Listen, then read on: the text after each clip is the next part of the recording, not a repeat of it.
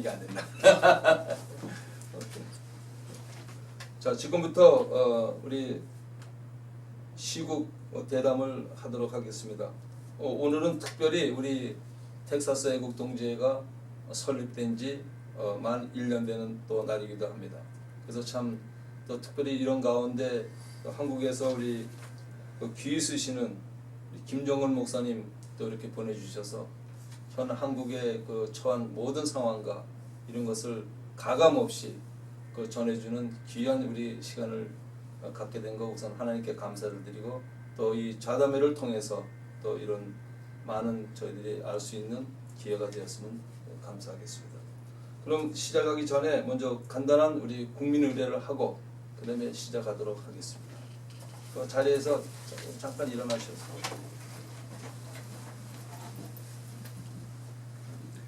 국기에 대하여 경례. 바로 애국가는 1절만 하도록 하겠습니다. 동해물과 백두산이 마르고 닳도록 하나님이 보호하사 우리나라 만세 무궁화 삼천리 화려강산 대한 사람 대한으로 길이 보전하세. 네, 감사합니다. 자, 그럼 지금부터 우리 김정은 목사님을 모시고 시국 대담을 하도록 하겠습니다. 그 하기 전에 먼저 그 김정은 목사님에 대한 그 양력을 간단히 소개해 드리겠습니다. 현재 우리 이 목사님께서는 이 목회학 박사로서 이 성일교회 한국에 있는 성일교회에서 41년 동안 목회하시고 또 그 양천구 교회협의회 증정회장님을 역임을 하셨습니다. 그 현재는 이 애국운동의 그 선구자로서 그 전국 한국 미국을 다니시면서 지금 복음 전파에 힘쓰시는 목사님이십니다. 목사님 잠깐 인사하시죠.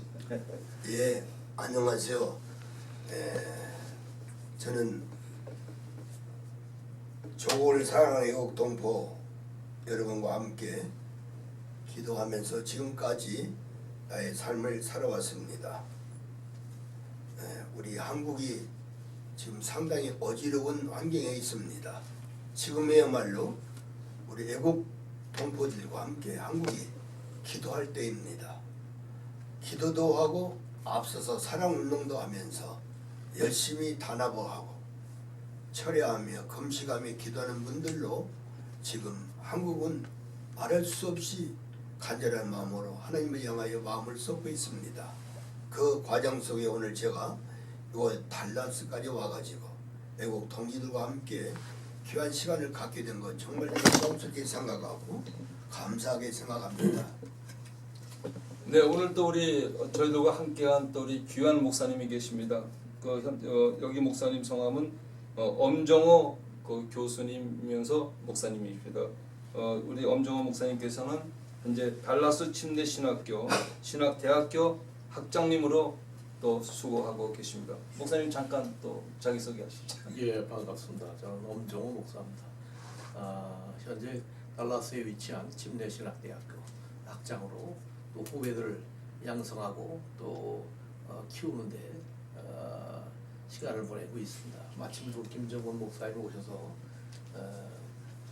조국에 대한 시국 간담회를 하신다길래 함께 참석해서 말씀도 나누고 대답의 말씀도 듣고 참석했습니다. 감사합니다.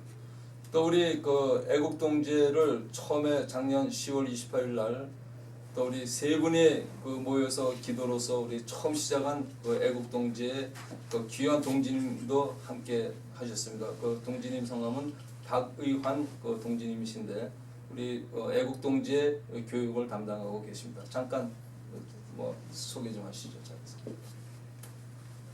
예, 안녕하세요. 1년 전에 우리 달라스에서 우리 동지 세 분이 모여서 우리 한국의 상태를 보면서 참 나라를 사랑하는 마음으로 우리 세 명이 모여갖고 시작을 했는데 벌써 1년이 지났고 또 그 후에 많은 부분들이 또 우리 참고해 주셔갖고 오늘 이러한 자리를 마련하게 됐습니다. 특별히 한국에서 우리 방문해 주신 우리 김정건 목사님을 통해서 다시 한번 우리 현재 그 상황과 이런 것을 듣고 또 모르는 또 이 지역에 있는 많은 분들에게 이러한 것을 전할 수 있는 참 기회가 되어갖고 참으로 감사하게 생각합니다. 예, 감사합니다. 감사합니다. 자, 오늘 그 진행은 이렇게 하도록 하겠습니다. 전체적으로 그 총 소요 시간 1시간 60분 정도로 그렇게 잡았고요. 그다음에 이제 5가지 주제를 가지고 하는데 또 주제가 하나씩 끝날 때마다 또 우리 그 뭐 질문하실 분들은 또 질문하고 궁금한 점 있으면 그렇게 간단하게 또 질문하셔도 되고 또 거기에 또 짧은 대답을 통해서 또 이렇게 하는 그렇게 하도록 하겠습니다. 네, 괜찮 어떠세요, 목사님? 네, 좋습니다. 네. 네. 자, 그러면 이제 지금부터 시작하도록 하겠습니다. 그 전체 우리 의제는 총체적 어려운 시기에 어떻게 하여야 하나 하는 그런 총 제목을 가지고 우리가 5가지 주제를 가지고 지금부터 시작하도록 하겠습니다. 첫 번째 목사님, 지금 현재 대한민국이 현재 처한 위기의 본질이 무엇이라고 생각하시는지? 영적으로 생각하면 한국 교회에 주시는 하나님의 채찍이라고 생각합니다. 그동안 우리가 하나님을 섬긴다 하면서도 하나님 뜻대로 하지 못하는 모든 일들, 하나님 기뻐하지 않는 일들로 우리가 살아왔기 때문에 우리 한국 전체를 돌아보고 교회를 돌아보고 목양을 돌아보는 그러한 가장 좋은 기회라고 생각합니다. 우리가 이 어려운 기회에 하나님 앞에서 우리가 바로 서 있다면, 회개한다면 하나님은 이스라엘 백성을 다시 회복시켜듯이 우리에게 다시 좋은 나라로 세워주리라고 생각이 되어집니다. 그리고 두 번째는 정치에 대한 문제인 것 같습니다. 나라를 위한 정치인가, 자기 집단을 위한 정치인가. 지금까지는 물론 자기 집단을 제외하고서는 말이 안 되겠지만 자기 집단을 생각하기 전에 국가를 생각하면서 자기 집단을 생각해야 되는데, 지금 집단은 여느 다른 집단보다는 더 강력하게 이복을 지향하고 공산주의 사상을 지향하고, 그리고 우리 국민들을 주체 사상을 교육시켜서 여러 단체를 만들어 가지고 그들을 확산시켜서 촛불 집회를 이용해 가지고 우리 한국 정부를 점령했다고 볼 수가 있습니다. 그런데 청와대에 누가 가 있느냐? 주사파 사상을 가진 사람들, 대학교에서 전대협이라고 하는 타이틀 가운데 주체 사상으로 무장한 사람들이 이를 갈고 다듬어서 조직을 구성해 가지고 이제 선거에서 높은 점수도 아닙니다. 한 45%라고 하는 정도 가지고 60%라고 하는 이 더 많은 사람들을 점령했다고 말할 수가 있습니다. 그래서 청와대에서는 동무동무라고 하는 소리도 말이 통한답니다. 이렇게 우리나라가 좌경화됐다는 것. 그리고 김일성 주체사상, 공산 주체사상을 가지고 지금까지 이뤄왔던 기독교 사상이나 자유민주주의 사상을 배격하고 시장 자유경쟁을 배격하고 집단에서 통치해서 삼권 분립을 배제한 가운데에 지금 각 요소마다 조직을 해가지고 나라를 점점 공산당화해가고 사회주의에 가고 있다고 볼 수가 있습니다. 이것이 나라를 세웠던 우리 선배들과 보수 단체들과의 부닥침입니다. 사실은 그들은 전체적으로 인구 가운데에 5만 명도 안 됩니다. 그러나 4,500만 명이라고 하면은 4천만 명이 우리나라를 과거의 자유민주주의를 향하여 가고 있고 원하고 있는데 이 몇 무리들이 공산당의 주체 사장을 가지고 보수주의라고 하는 이 단체라고 하는 이름을 앞세워가면서 그를 공격하고 이제 나라를 점점 붉은 나라로 바꿔가고 있습니다. 교육계, 정치계, 그 다음에 매스컴, 그 다음에 모든 경제단체 이 모든 것에 침투해 들어가지고 그들을 잡고 지금 우리나라를 이상한 나라로 빨갱이 나라로 이끌어가고 있다는 것이 총체적인 문제입니다.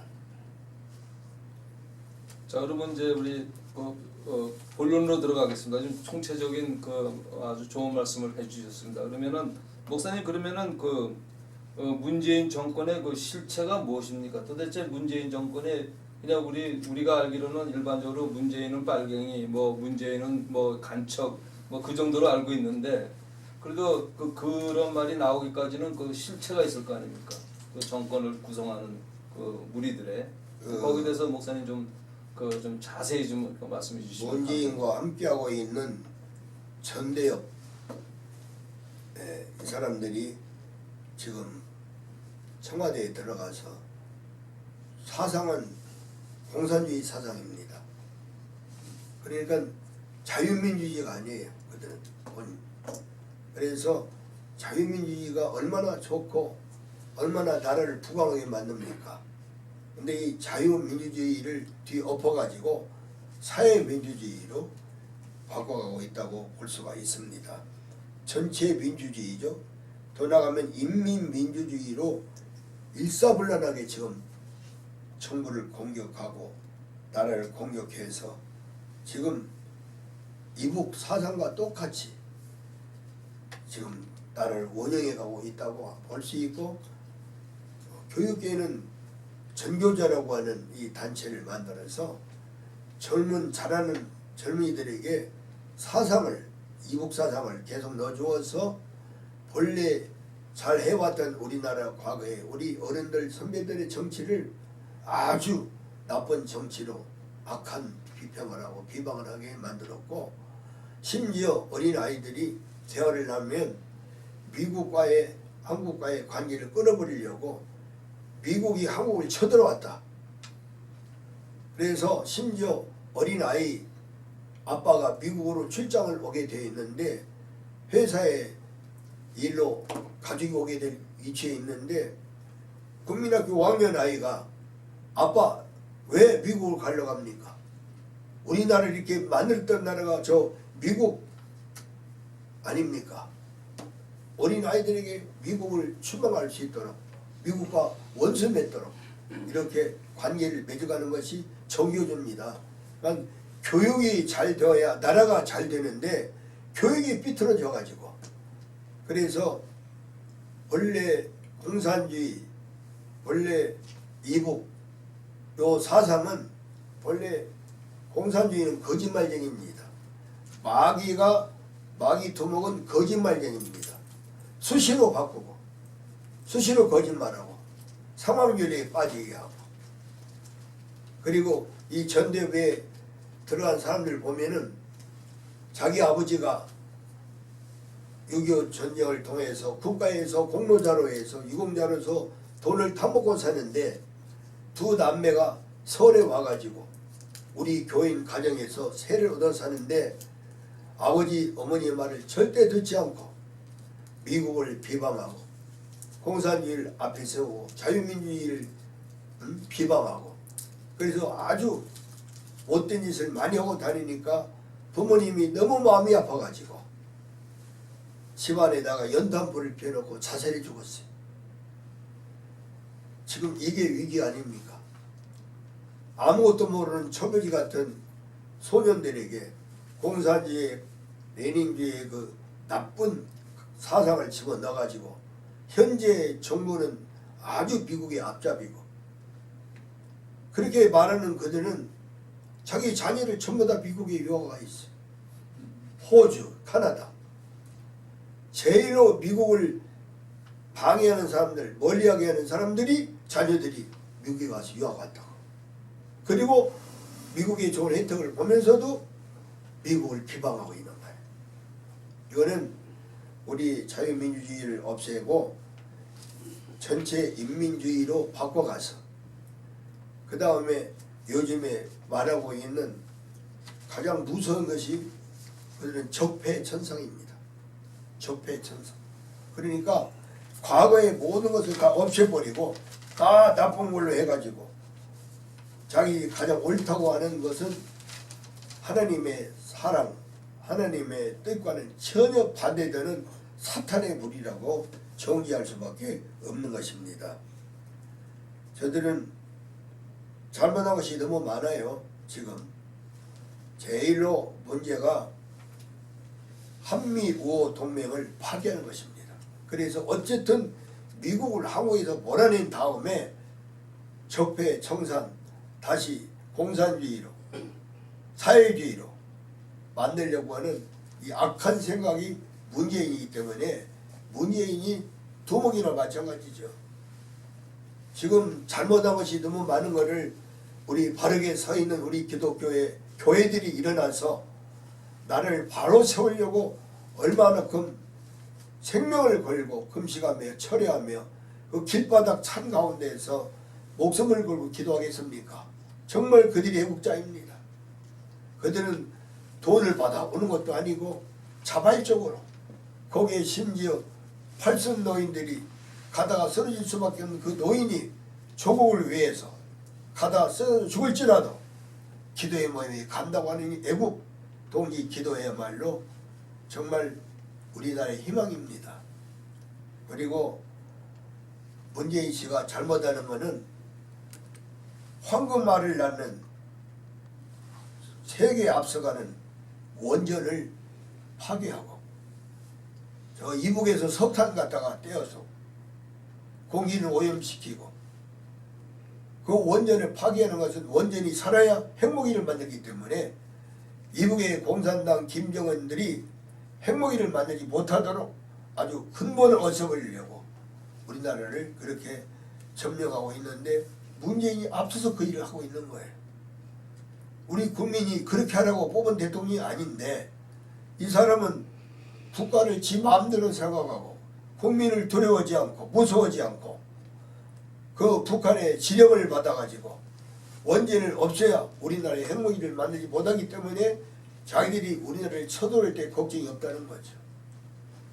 이게 정말 원전을 통해서 우리나라가 세계에서 엄청난 돈을 벌어들일 수 있는 이 기회를 발로 내찬 겁니다. 우리가 어디서 돈을 벌어오겠습니까?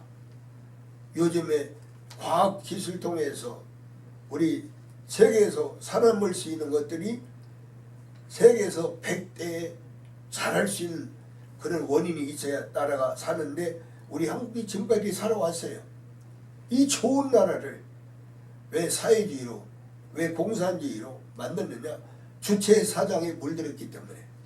그게 전대협이고 그게 전교조고 그 무리들이 상당히 다른 많이 모임을 갖고 있습니다. 여기서 짧은 시간에 다 말할 수 없지만 얼마나 작용화된 무리들이 짝을 지어가지고 우리나라를 파괴시키고 우리나라를 망하게 하는 거거든요. 그러니 국민들이 하소연할 데가 없으니까 하나님께 기도하고 전지전능하신 하나님이 우리 민족을 살려달라고 부르짖는 거예요.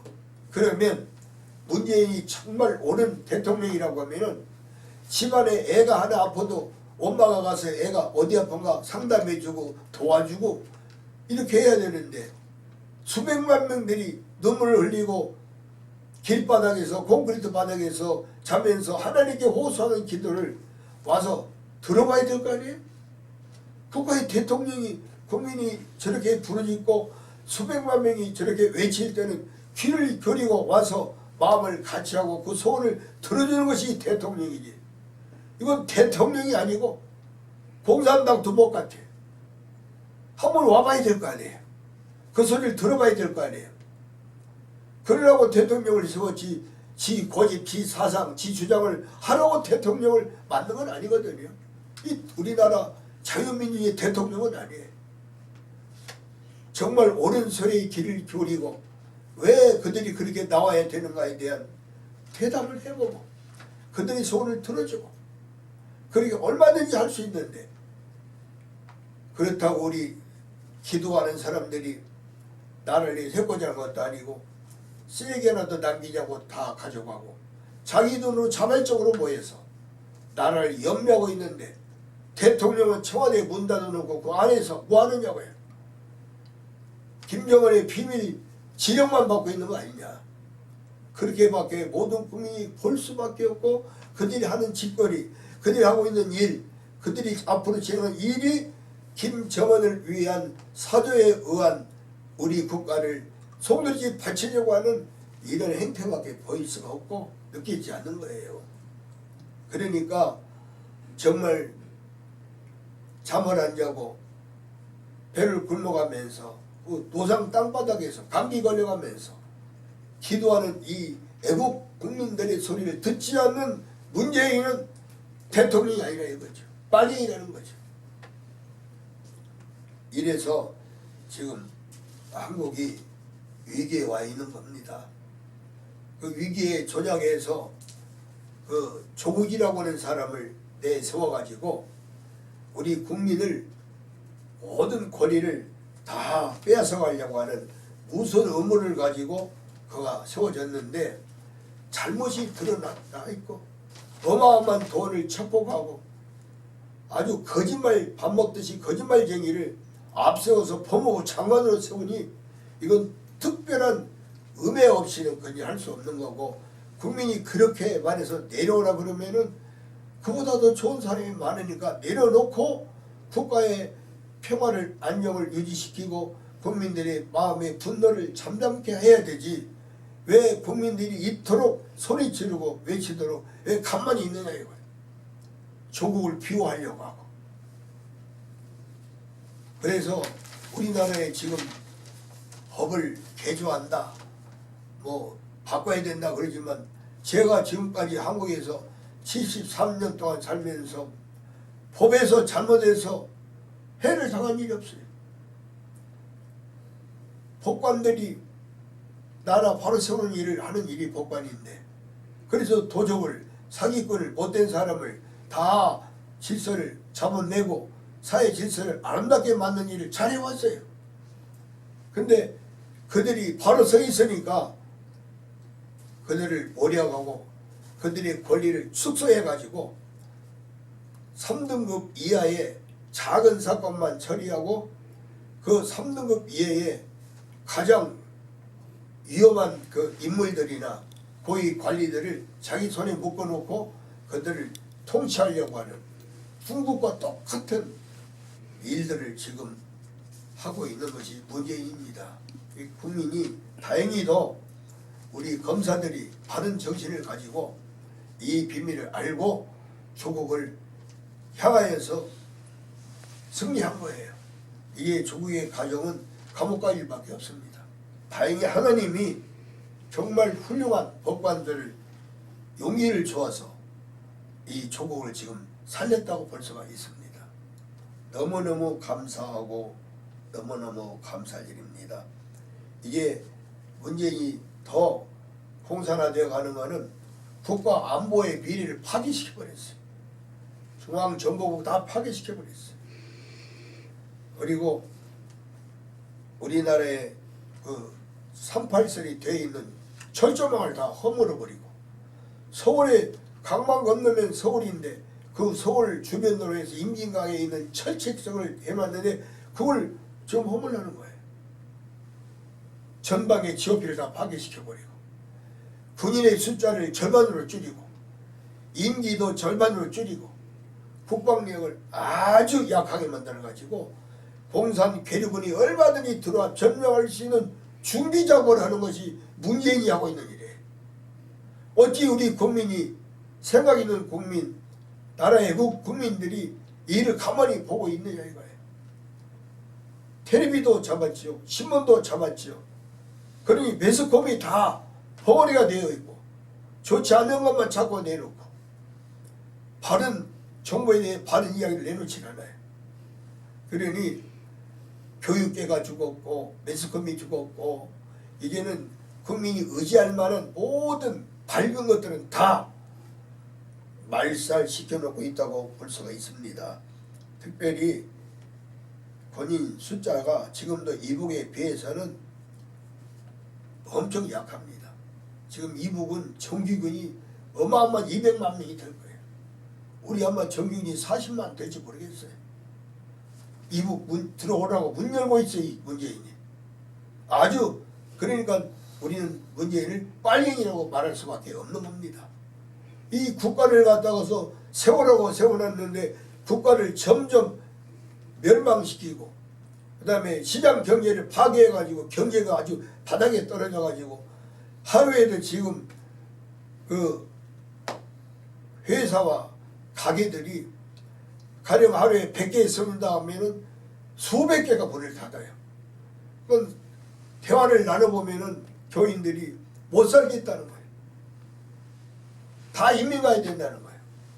그러니까 우리나라의 기업들이 살려고 베트남으로 또 인도네시아로 또 말레이시아로 태국으로 중요한 산업체가 다 가버리니까 그러니까 이제는 노동자들이 살 길이 없는데 청년들에게 돈을 50만원 100만원 줘가지고 국가 세금을 다 받아서 그러니까 돈을 써버리니까 젊은이들이 꿈이 없고 희망이 없어지고 돈 50만원 100만원 타면은 당장에 그날 저녁에 술집에 가서 술 다 먹고 말아요.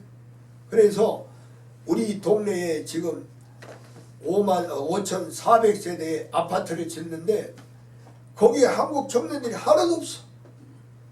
전부 중국 사람들. 전부 노동자들이 외국 사람이 다 차지해가지고 심지어 그 건물을 짓는데 분야별로 맡아 있는 일들을 그 오야지라고 하는데 오야지가 중국 사람이 오야지 만들어 가지고 중국 사람 다 불러대다가 한국 돈을 다 중국으로 가져가는 거예요. 건축업자도 지금 절망적이 있어요. 왜냐? 목수를 기르고 쓰미를 기르고 조족을 기르고 콩불 때는 사람을 길러야 되는데 다 중국 사람이 와가지고 돈을 가져보니까 젊은이들에게 생산력이 없어지죠. 밀에 대한 주거 건설에 대한 일꾼이 다 없어져 버리죠. 나라를 완전히 파괴하고 있어요. 문재인이. 총살감입니다 사실은. 그런데 다행히도 우리 국민은 대단한 국민이 아닙니까? 이 나라 세울 때에 굶어가면서 세웠고 그 다음에 부모님들은 굶어가면서 자식을 길렀잖아요. 정말 우리 기독교가 아니면 우리 한국이 이렇게 있다라고 생각할 수 없어요. 왜냐하면 성경 말씀대로 일하지 않은 사람 먹지 말라. 잠이 많으면 가난이 도적같이 온다. 그래서 새벽종이 울렸는데 새벽 노래를 박정희 대통령이 불러가지고 우리나라를 살린 거예요. 우리나라 먹을 것이 없어가지고 필리핀으로 이민 갔어요. 우리나라의 GNP가 50달러였는데 필리핀은 그 당시에 500달러였어요. 지금은 거꾸로 됐죠. 그래서 우리나라가 가난하니까 필리핀이 우리나라에 와서 장춘 체육관을 지어줬어요. 그리고 우리나라가 필리핀에 가서 지금 얻어먹고 빌어먹고 이렇게 살아서 우리나라에 송금해서 산 거고, 그 다음에 우리 박정희 대통령 나쁘다고 하는데 박정희 대통령은 나라 살리려고 서독에 가가지고 서독의 총리들로 대한민국 도와달라고 하니까 시커멓고 조그만 사람이 와가지고 뭐 도와달라고 하니까는 만나지 않겠다고 딱 그랬어요. 근데 서독 총리가 밖에 갔다 들어오는데 그 사람이 저녁 때까지 안 가고 그 자리에 무릎 꿇고 있으니까 그 사람이 왜 안 갔느냐? 총리님을 만나야 한답니다. 그래가지고 그 모습을 바라보던 서독 총리가 야, 저 조그만 나라에 인물이 났다. 그래가지고 들여다가 차관을 주고 차관을 준 돈으로 포항예철을 만들고 청원을 받아서 특별히 우리나라의 여성들, 남성들을 독일에 광부로 감론으로 보내서 거기서 나온 돈으로 경기 살리는 기반을 일으킨 거예요.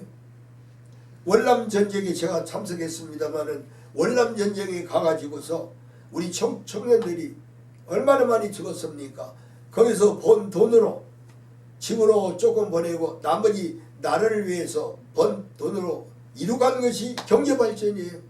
그게 경부고속도로입니다.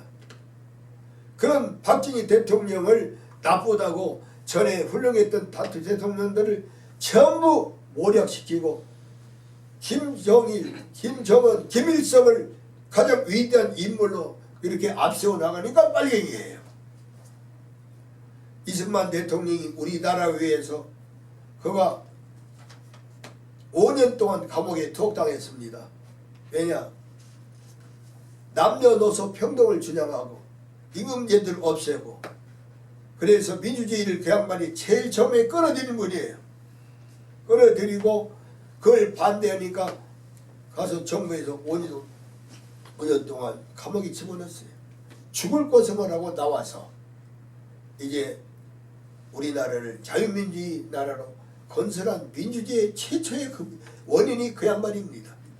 근데 그거 네. 그런 문제는 또 다음 주제로 또 넘어가겠고요. 예. 그러면은 지금 현재 문재인의 그 실질적인 그 정체는 그 정체성은 그 공산주의의 바탕을 가지고 있다고 그렇죠. 말씀할 수 예. 있는 거죠. 그럼 그런 사람들이 어떻게 그렇게 막 이렇게 그 공산주의 사상에 물들어가지고 저렇게 된 거에 대해서 뭐 목사님 좀 일찍이 우리나라가 가난하니까 대학생들이 돈이 없고 대학은 가야 되겠고 그 약점을 이용해 가지고 이북에서 조총련을 통해서 조총련 부자가 많거든요. 돈을 들여와 가지고 배경에 우리 어려운 학생들에게 등록금을 대줬어요. 그리고 그분들의 말을 듣게 되고 그러다 보니까 사상교육에 가게 되고 생각이 바꿔지고 미국을 올라가고 그리고 잘 사는 사람 잘 살고 못 사는 사람 못 사니까 이게 민주주의의 문제다. 민주주의는 자기 노력한 만큼 먹는 것이 민주주의예요. 근데 일하지 않고 돈을 50만 원, 100만 원 주면은 젊은이들 다 죽이는 거예요. 사상을 죽이고 생각을 죽이고. 지금 우리나라가 폴란드에서 어느 여성이 와서 공부하고 이제 자기 나라로 갔는데 다시 한국으로 돌아왔어요. 자기가 유럽을 순회하고 나니까 한국이 위대한 나라다. 세계 지도에서 손가락만한 점밖에 없는 이 나라가 그것도 반토막 난 나라가 어떻게 세계에서 10대 강국을 만들었냐. 대한민국은 위대한 대한민국이다. 사실 우리 대한민국은 위대한 국민이에요. 전에 과거에 어른들이 대통령들이 잘했기 때문에 오늘 우리나라가 있는 거죠. 근데 전에 있던 것들을 무조건 잘못했다고 해놓고 젊은이들의 사상을 돈 주고 돈 대주니까 전 대비 돈이 어디 납니까? 돈 대준 데 있으니까 모여서 술 먹고 모여서 미팅하고 모여서 단체에 그룹에서 계속 사상을 주입하는 겁니다. 그것이 이제 그들이 지금의 정치의 앞잡이들이 되었죠. 성장해서 이제는. 그게 그 이제 주체 사장이라는 거죠. 예, 주체 사장이죠. 근데 뭐 자동으로 세 번째 질문으로 넘어가는데 그럼 주체 사장이 과연 무엇입니까? 주체 우리도 뭐 좀 전문적으로 아는 사람보다는 주체 사장 하면은 그 여러 가지 뜻에서 생각이 되는데 이제 핵심적인 그들이 주장하는 주체 사장. 이제 우리 자유민주주의는 우리 한국은 신본주의입니다. 그들은 인본주의입니다. 우리의 신은 하나님이고 그들의 신은 공산주의입니다. 공산주의죠. 주체 사상이 공산주의 사상이죠. 수단과 방법을 가리지 않고 자기 목적을 이루는 것이 주체 사상입니다. 우리는 사람의 인격을 존중하고 사람을 존중하고 사람을 살리는 일을 하잖아요. 주체 사상은 자기 목적을 위해서 나라를 이루기 위해서는 수단과 방법을 가리지 않으니까 자기 외삼촌을 대폭 쏘아 죽이고 자기 형님을 독살로 죽이고 그런 공산이 김정은이가 그런 짓을 하고 있는데 왜 젊은이들이 몰라가지고 그런 사상을 쫓아가느냐고요. 얼마나 어리석냐고요. 지금 그 탄광에 가보면은요 예수 믿는 사람이 제일 많이 가 있고 정치 사상범 자기 조금이라도 눈에 거스리면 갖다가 현장에서 즉사해 죽이고 그 중국에 와 있는 교포들이 이제 중국 교포가 됐죠. 그들이 친척 따라 갔다 오면은 현장에서 막 사살해 버린대요. 그러니까 무서워서 자기 주장을 하나도 말할 수 없는 것이 주체사상이고 오직 공산주의 수령의 말을 따르고 복종하는 것이 주체사상입니다. 국민의 개인의 생각이나 사상은 거기 용납이 안 돼요. 통치자 김정은, 김정일, 김일성의 말이 신이요 그들의 사상이요 그들의 정신이요 그들의 삶이에요. 이게 주체사상이에요. 국민의 의견과 자존심을 내세울 수 없는 게 주체사상입니다. 그리고 국가에서 정해놓은 타이틀이나 계획 속에 묶어가지고 그 안에서 떠날 수 없는 것이 주체사상. 국민의 권리는 주장할 수 없는 주체사상입니다. 그리고 모든 것이 가보면은 주체사상 국가에 가보면은 비밀 경찰을 둬가지고 베트남도 그래요. 사입이 4가정이 있으면 한 가정이 있으면 이 사람은 빨갱이입니다. 쉽게 되면. 그래서 국민이 일거수일투족을 전부 주장해가지고 다 보호하기 때문에 오늘은 같이 있는데 내일 없어졌어요. 가서 죽은 겁니다. 중국도 마찬가지더라고요. 예, 그래 주체사상은 공산주의를 앞세우고 사회주의를 앞세우고 개인의 사상이나 생각은 존재할 수 없고 오직 국가에서 명령하는 명령만을 따르는 것이 주체사상입니다. 그러니까 국가의 발전도 더디고 그건 자기에게 수입이 없으니까 남의 나라 침공해서 갔다가 자기 것을 만드는 것이 주체사상의 열매죠. 그럼 한 가지 질문을 한번 하도록. 지금 오늘날 교회가 보면 저도 뭐 교회 장로지만은 우리 교회 조직 그 자체가 지금 뭐 목장이니 뭐 구역 예배니 해갖고 다 그런 점조직으로 돼 있는데 그래서 그런지 요즘 교회가 그 좀 조용한 그런 얘기하면은 쉬쉬하는 것도 그 영향이 좀 있다고 보세요, 목사님 개인적으로? 그 어떻게 생각하세요 거기에 대해서? 오늘날 교회하고 좀 비교를. 제 생각에는 예. 다른 데 목사님들이 생각이 있겠지만은 저는 그래요. 선지자는 그 국민을 성도를 바로 인도하고 바로 가르치고 할 책임이 있어요. 불의한 일이 목숨 때문에 교회의 봉에 걸림 때문에 교회는 2가지 사상 가지고 있는 것 때문에 바른 말을 못한다고 하면 저는 직무유기라고 생각합니다. 선지자는 목을 내놔야 됩니다.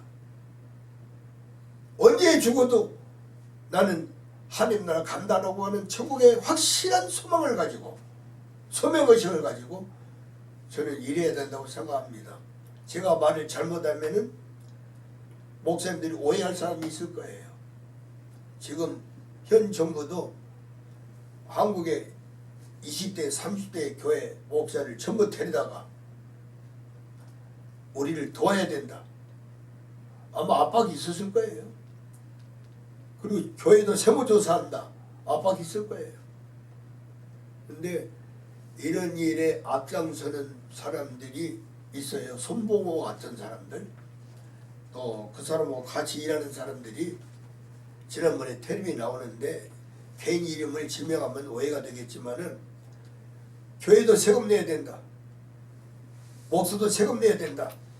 벌써 그 속에 주체성이 있어가지고 그 사람이 벌써부터 국가를 선동하고 사회를 선동해서 교회 비리를 말하고 교회 문제성을 막 발표하는 거예요. 서울대학교 사회학과 교수입니다.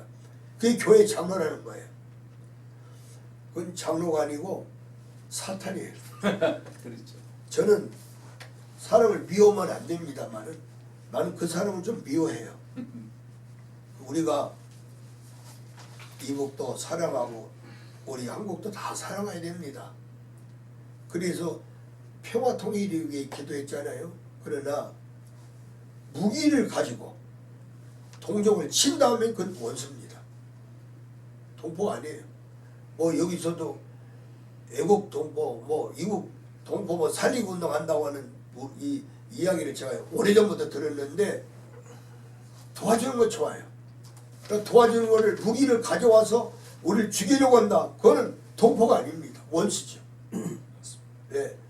우리는 이북을 위해서 기도를 한국 기도를 많이 했습니다. 저 평양에 신학교가 생겨지게 하시고 저 금강산에 기도를 서게 해달라고 얼마나 기도했습니까? 그러나 말하기 좀 어려운 문제도 있지만 우리나라 두 대통령이 돈을 거기다가 엄청 부어줘가지고 핵무기를 만들었다는 말이 들려요. 이건 정말 부끄러운 일이고 또 더 험한 말들이 많아요. 목사로서의 웬만한 말은 다 기도를 그냥 하나님께 맡기고 저는 안 합니다. 네. 이제 세 번째 주제로 넘어가기 전에 세 번째 주제가 이제 바로 네 번째 주제가 이제 교회의 사명인데 그 전에 지금까지 지금 처음에 대한민국 현재 처한 그 위기의 본질을 말씀해 주셨고 그다음에 문재인 정권의 그 실체에 대해서 말씀해 주셨고 또 주사파에 대해서 말씀해 주셨는데 주체사상 혹시 우리 엄정원 목사님 또 보충 또 말씀하실 거 있으면 좀 해주시고 우리 또 교육부장이신 또 우리 박위안 우리 동지님들 또 한 말씀 해주시면 감사하고 아니면 또 궁금한 점 있으면 질문도 좀 해주시고 그런 순서로 좀 갖도록 하겠습니다. 그 네 번째 주제가 교회가 그러면 무엇을 해야 하냐. 예, 그 넘어가기 전에. 교회가 무엇을 해야 되는가. 이렇게 되면 되게 교회하고 또 목사를 얘기하는데 목사가 정치적 주장을 하거나 또 정치적 발언을 하거나 정치에 참여하는 거에 대해 많은 사람들이 종교와 정치는 분리되어야 하는데 왜 목사님은 정치에 참여합니까? 정치적 발언을 합니까? 또 정치에 가담해야 합니까? 라고 주장하고 발언하는 사람들이 계셔요.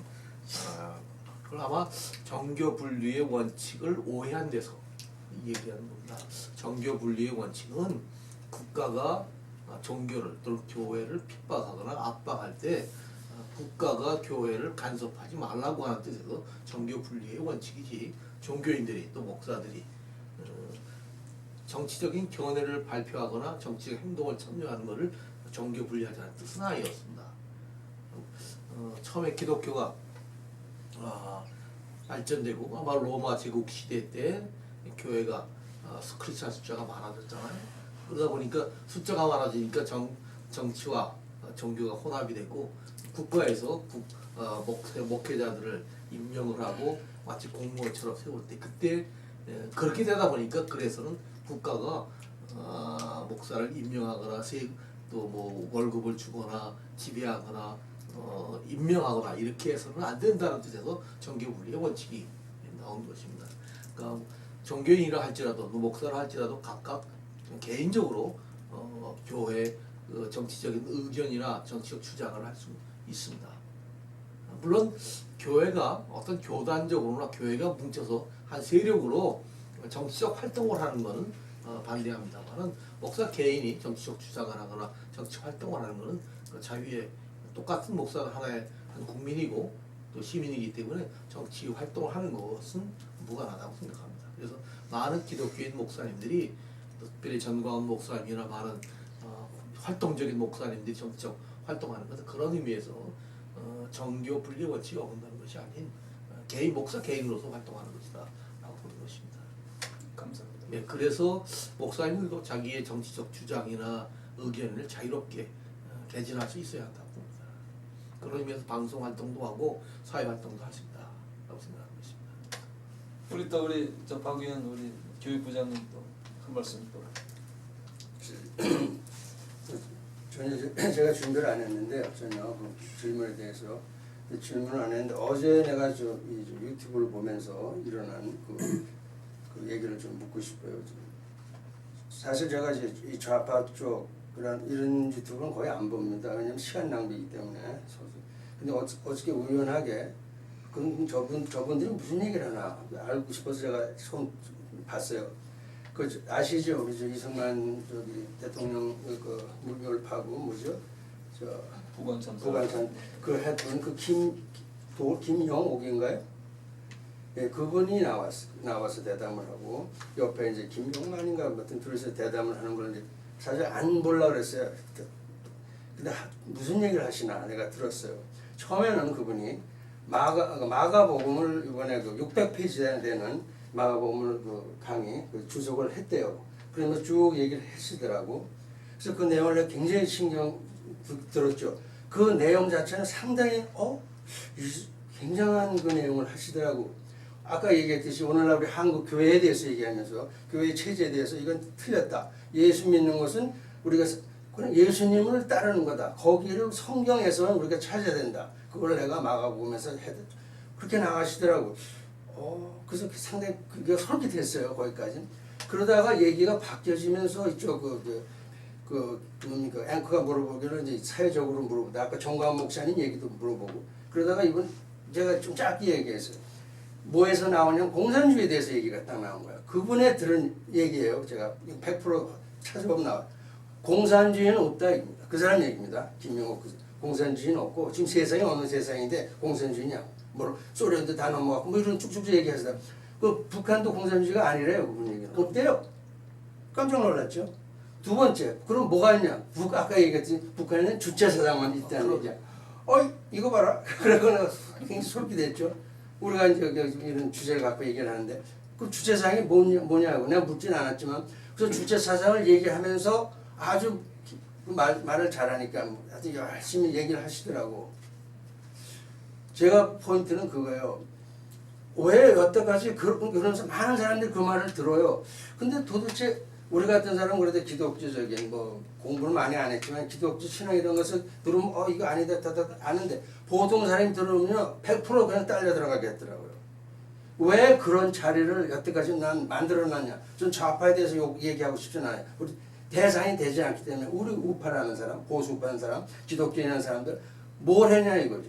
하나님을 내가 그래서 퀘스천스러운 거야. 그 사람이 마가복음을 해갖고 주석을 600페이지 썼다는데 예수님입니다. 예수님을 알았다는 얘기. 그 예수님을 알았다는 사람이 어떻게 주체사상 이거를 너무나 자연스럽게 얘기하면서 공산주의는 오히려 남한에 있다 이렇게 얘기를 해버리는 거예요. 그래서 깜짝 놀랐어요. 그래서 내가 아까 그래서 이제 오늘 묻고 싶은 게 과연 주체사상에 대해서 너무나 우리가 이게 무슨 너무나 모르고 있고 하나의 이상한 새로운 무슨 뭔가 한국에서 그런 젊은 사람들이라든지 또 그걸 하고 있는지 참 안타까워요. 우리 뭘 했냐 이거죠. 박사님 좀 시원한 답변을 좀. 걔네들한테 묻고 싶은 게 아니라 보수라는 사람들이 뭐 했냐 이거예요. 좀 안타까워요. 성경을 해석하는데 많은 주의점이 요구됩니다. 예. 어떤 중심으로 성경을 해석하느냐. 인본주의를 해석할 수 있고 신본주의를 해석할 수 있습니다.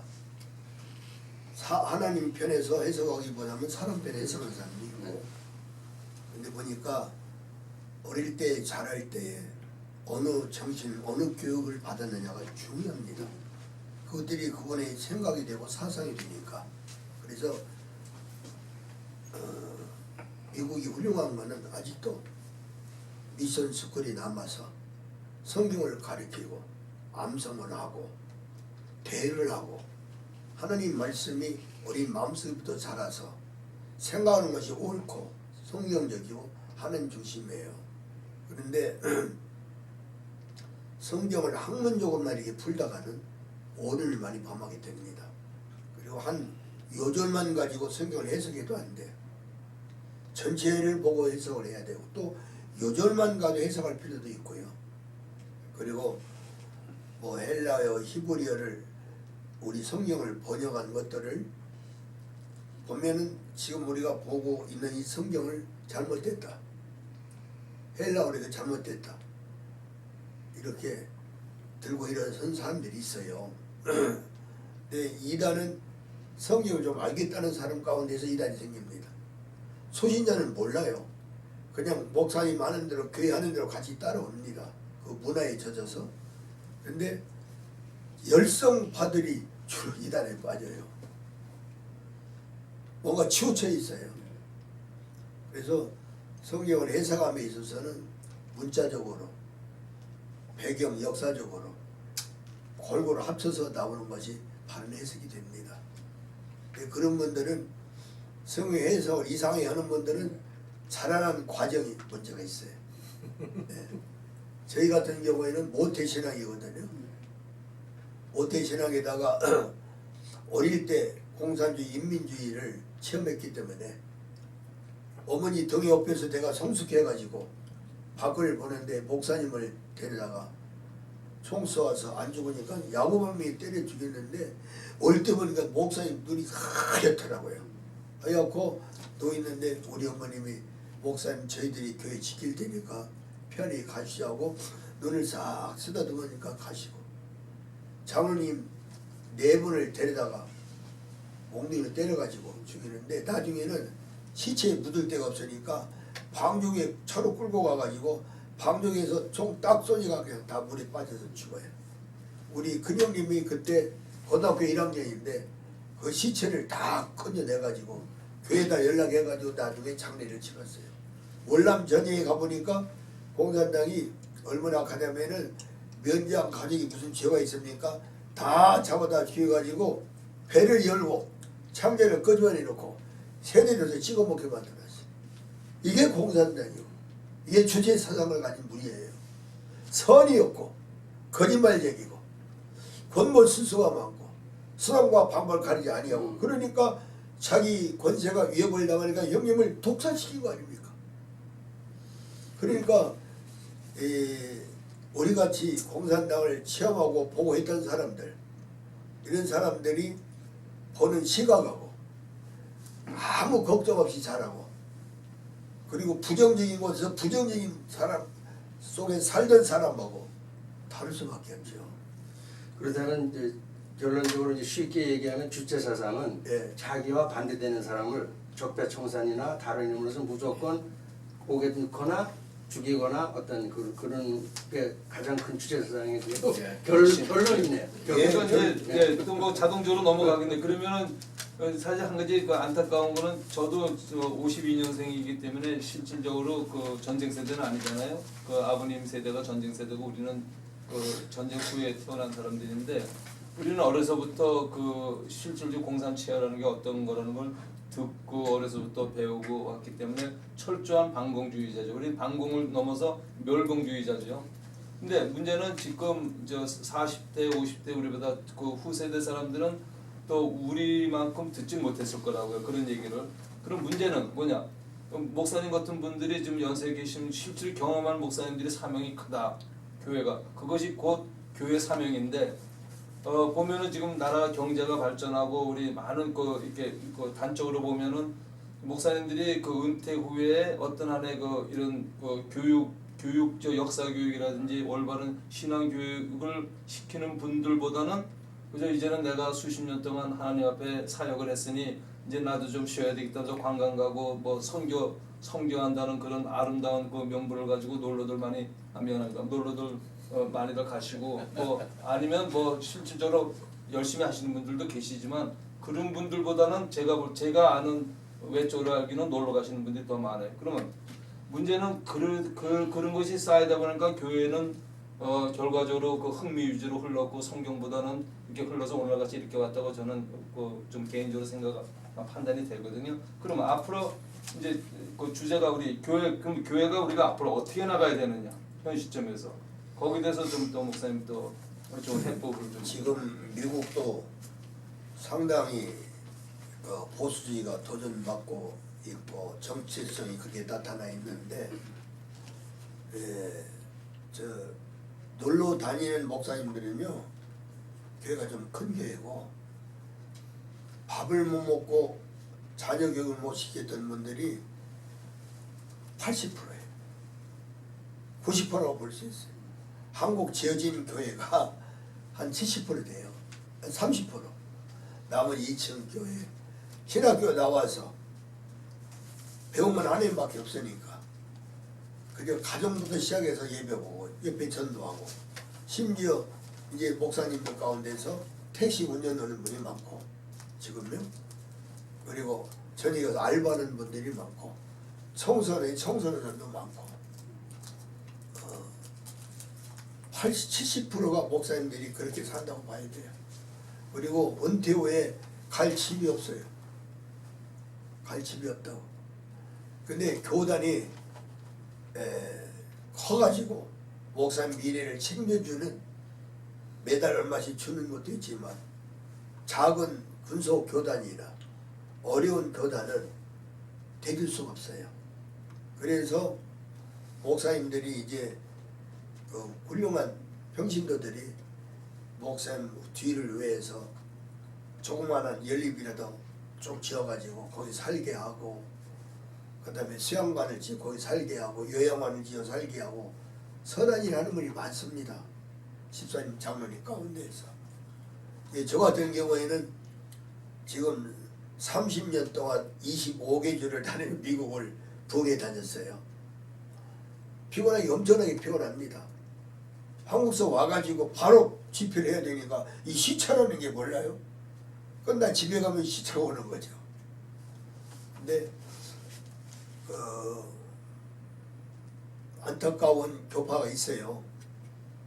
그냥 지적하면 곤란하고 그러나 정말 의인 3사람이 있으면 내가 면하지 않겠다고 하는 밥을 못 먹고 금식하는 그런 분들이 참 많습니다. 저희 아내는 은퇴하기 전에 40일을 금식했습니다. 밖에 나와서 당신 살아서 죽었으면 안 죽었어 그래요. 그러니까 우리 집사람이 72세에 금식을 40일 했습니다. 저는 20일 작정했는데 열흘 금식하고 나니까 걸을 수가 없어요. 근육이 다 빠져가지고. 왜냐 당뇨가 있는 데 하니까.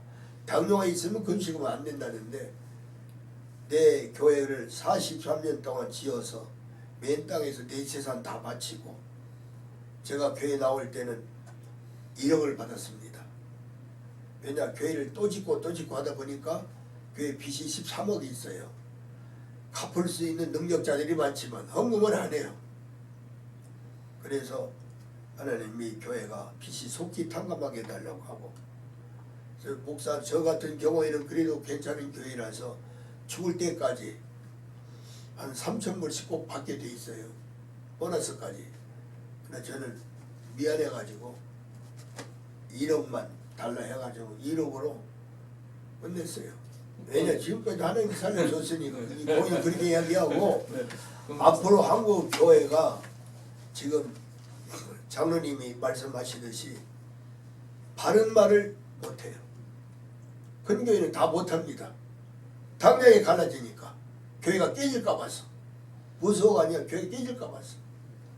저 같은 교회는 우리 감리교회하고 저하고 양천구 교회가 한 25만 명 되는데 교회가 한 500개 되고 설교할 때 1년에 3번 공산당 주체사상 빨갱이들에 대해 설교를 합니다. 내 설교가 나는 바른 선지자니까 옳은 것 그런 것을 분별히 가르치는 사명이 내게 있으니까 싫으면 떠나라. 너 좋아하는 대로 가거라. 내가 정말 목사하고 정말 올바른 선지자로 믿어지면 내 설교를 듣는다면 여기 있어라. 지금 우리가 그런 분이 듭니다. 그런데 근교의 목사님들이 제가 생각해도 참 어려울 거예요. 정부에서 세무 사찰 나온다. 그리고 이 장부 하나를 다 조직해가지고 공산당 그러잖아요. 중국 교회가 지하교회도 있고만 지상교회도 있지만은 이렇게 재정 보고 다 올라가고 정보위원이 와서 설계를 다 녹음합니다. 1mm만 옆으로 가면 탁 차가버린 거예요. 그럼에도 불구하고 목회하는 거 중국 예수 믿는 사람이 1억입니다. 죽을 각오로 믿는 사람이 그러니까 많아요. 한국 교회도 지금 그런 추세로 간다고 보시는 거죠, 목사님은? 지금 한국 교회가 두 가지 추세예요.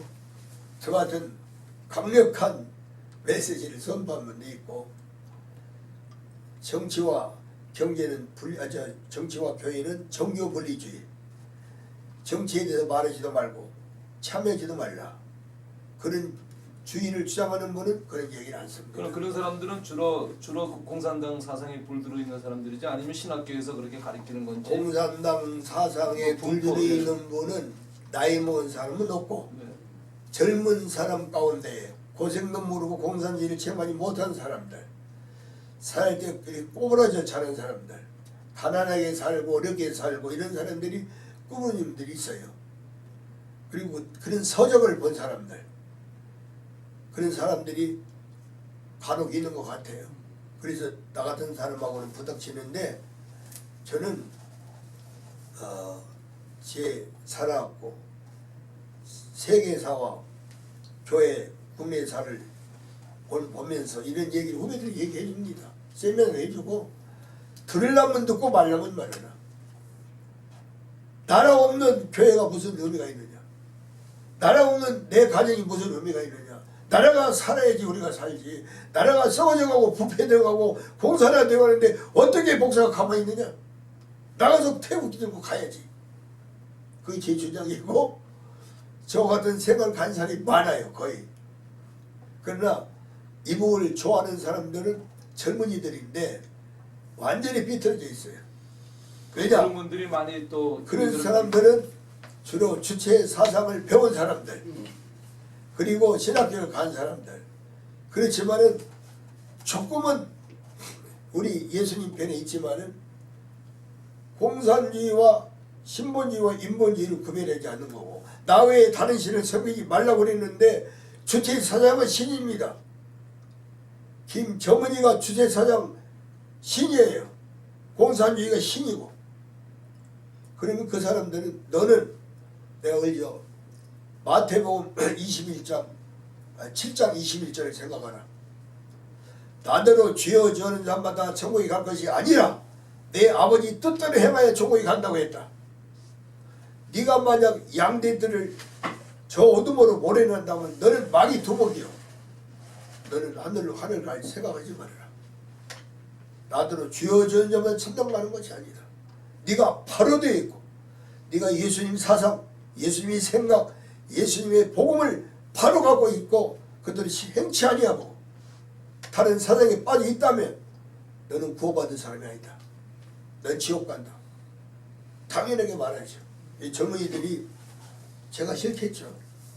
그러나 나는 목숨 걸고 바르게 말하려고 하는 그런 마음으로 살고 있습니다. 감사합니다. 네, 이제 지금까지 이제 큰 주제 4가지는 끝났습니다. 이제 마지막 우리 텍사스 애국동지에 바라는 이제 앞으로 어떻게 하면 좋겠나 하는 이제 그런 말씀을 듣는 순서인데, 지금까지 종합적으로 정리가 아마 됐을 거라고 보시는데, 문제는